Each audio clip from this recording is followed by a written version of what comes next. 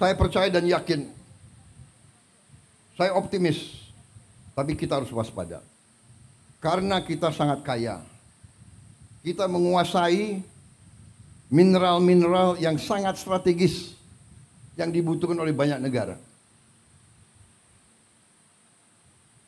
Karena itu, beberapa rencana kita hilirisasi tidak berkenan di banyak negara.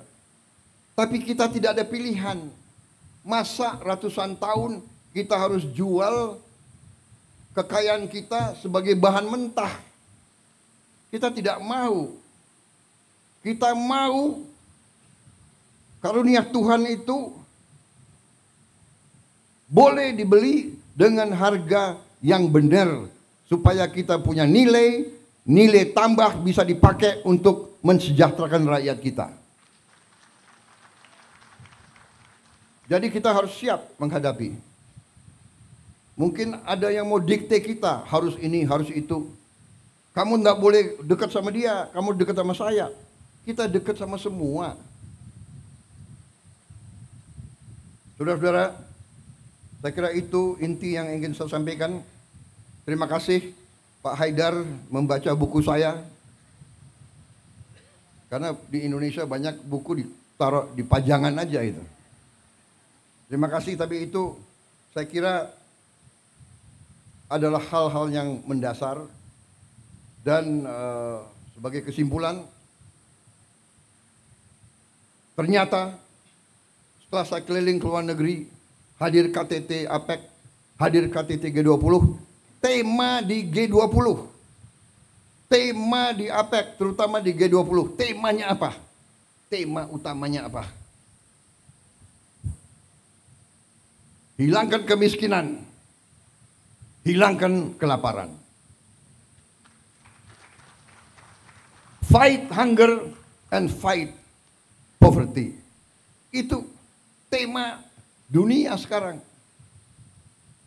Kemudian ke arah menjaga lingkungan hidup kita. Kita nanti berada di garis depan. Saya katakan Indonesia mungkin satu-satu negara, mungkin dengan Brazil dan Kongo, kita diberi karunia oleh Tuhan, kita akan mampu. Semua bahan bakar kita green, semua bahan bakar kita dari tanaman. Dan kita akan swasembada energi. Dan kita akan swasembada pangan. Dalam waktu yang lebih singkat daripada yang saya perkirakan. Saya beri target 4 sampai 5 tahun. Ternyata bisa lebih cepat. Dan saya percaya dan saya yakin NTT tadi kita robah dari hanya laporan gubernur hanya 300.000 hektar yang sekarang bisa diairi, potensi 4 juta hektar, luar biasa. Dan ini bisa dan ini akan kita kerjakan. Saya percaya manusia, apalagi pemimpin, harus berani punya tujuan, harus berani punya sasaran yang tinggi. Jangan sasaran yang rendah. Saya diejek lagi, Prabowo bisa aja dia ngomong mau pertumbuhan 8%. Saudara-saudara, saya selalu mengutip Bung Karno. Bung Karno mengajarkan dari dulu, gantungkan cita-citamu setinggi langit. Kalau kau tidak sampai ke langit, minimal kau jatuh di antara bintang-bintang. Kalau pengalaman saya di tentara juga begitu. Kalau kita kasih target yang rendah, cukuplah, tidak usah repot-repot, ya kan? Target saya kasih target, kalau sekarang 5%, 5,5%, ya sudah 6% sajalah. Jangan-jangan nggak sampai 6% gitu. Tapi saya hitung angka-angka, saya percaya, saya yakin kita mampu sampai 8%. Kebocoran-kebocoran kita, kalau kita hemat, kalau pemerintah itu ketat, bersih, efisien, saya yakin bisa. Tapi ini butuh jiwa besar. Saudara-saudara, jiwa besar. Gubernur, bupati, semuanya harus bekerja. Wali kota. Sudahlah. Acara-acara yang tidak penting kurangi. Ya kan? Seminar, terlalu banyak rapat. Kenapa rapat atau ini harus di hotel, di mana gitu? Saudara-saudara, hitungan kita perjalanan luar negeri saja itu, Indonesia ini perjalanan luar negeri pejabat-pejabat $3 miliar. Saya minta dikurangi 50% saja. Kalau bisa dikurangi 50%, artinya kita bisa menghemat 15T.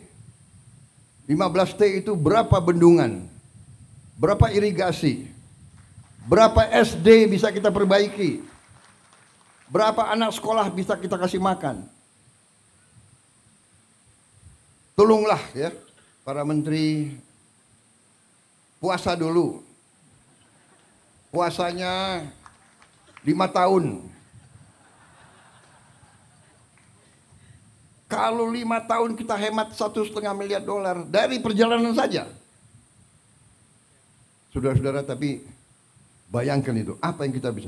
Saya tapi sudah perintahkan Menteri Keuangan, Wakil Menteri Keuangan, teliti. Semua program diteliti, ternyata cukup besar penghematan. Cukup besar. Tapi saya tidak umumkan di sini supaya kita tidak cepat puas.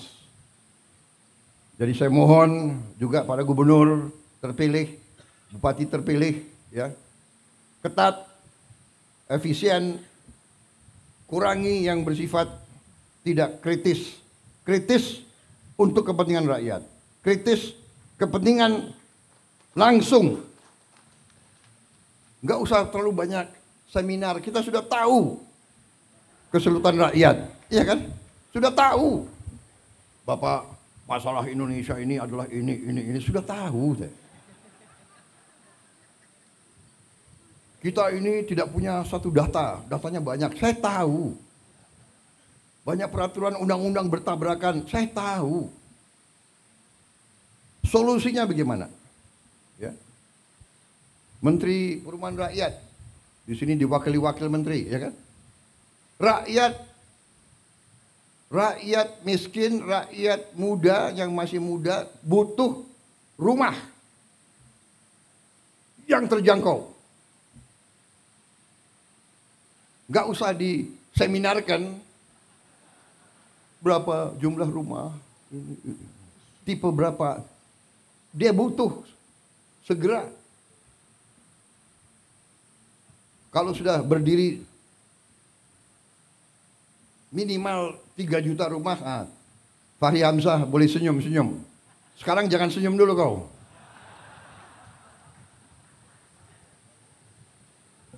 Terima kasih saudara-saudara.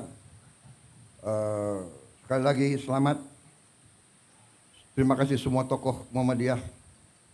Mari kita bersama-sama dengan semua komponen lain, semua organisasi lain. Banyak perbedaan, tapi carilah titik-titik persamaan untuk bangsa dan negara. Terima kasih. Selamat Milad ke-112 kepada Muhammadiyah. Berbaktilah terus kepada bangsa, rakyat, umat. Teruskan apa yang sudah saudara-saudara laksanakan dan saudara-saudara buktikan. Wassalamualaikum warahmatullahi wabarakatuh. Shalom salve, Om Swastiastu, nama budaya, salam kebajikan. Terima kasih kehormatan diberikan kepada saya bisa berbicara di sini dan bisa memberi pengarahan kepada saudara-saudara sekalian. Saudara-saudara berjasa, bekerja, kadang-kadang tanpa dilihat. Terima kasih. Selesai.